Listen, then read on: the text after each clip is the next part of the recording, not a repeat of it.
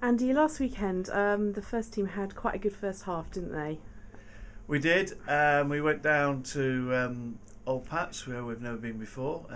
Interesting sort of situation. Looked like we were playing in a park. But, we're going to have to get used to that from time to time. Not everybody has the privileges that we've got, so just make sure you realise...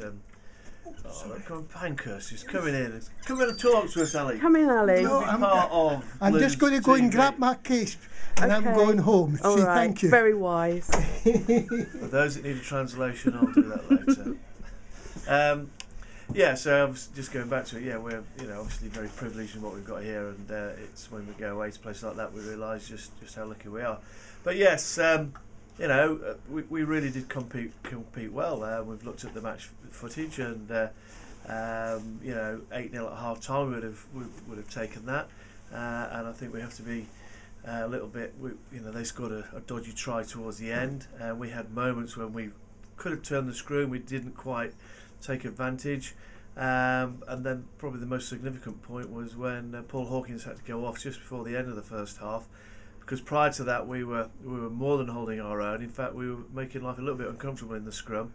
And unfortunately, when Paul went off, we lost all of that. And we were struggling to get decent ball ourselves, and they were getting a lot better ball and coming off the base. And that certainly started to pay in that second half. So lots of good to feed back to the boys, but still things to work on, particularly the tackling. We have been working on it, and we still will continue to work on the one-on-one tackles where we just let ourselves down, really. Okay, so Saturday there's only one team at home, isn't there? And that's the first team against Oxford Harlequins. Yeah, the first of the return fixtures against Oxford Harlequins. Obviously we went up there earlier on in the season and lost, and we came away from that game feeling as if we really hadn't done ourselves justice at all. They've gone on a pretty good winning streak until last week when they lost quite heavily to Barnstable. So they've obviously got some form. They have recruited a couple of Tongans, one of them who's been in the country for a while, and the other one has come across recently. But we can't really allow ourselves to be focused too heavily on two individuals. Martin we know well, and he's certainly down on their team list to play.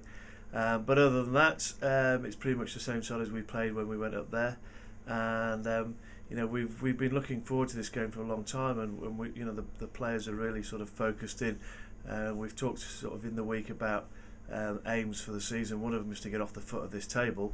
There's no point in aiming too high. Get off the foot of the table and then get out of the relegation zone, but you can't get away from the fact that Oxford Harlequins are third bottom, and they're one of the sides we need to beat. So try to pull out all the stops out best we can with injuries and availability to take these guys on.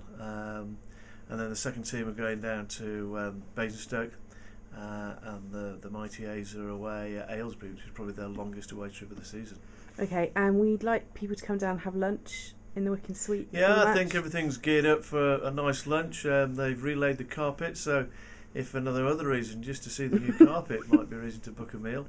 That's going down as we speak. I understand there's quite a few people who want to make sort of a day of it as sort of the one before Christmas, and then the players are having a bit of a social afterwards, and hopefully they can have a social having won a game, because that would be a great way to go into Christmas looking forward to the new year. It would. And Merry Christmas to our viewer. Yes. That's me. Viewers. It's me. Oh, it's you, is it? Yeah. Oh, okay. Well, Merry Christmas. And thanks anyway. Thanks, Andy.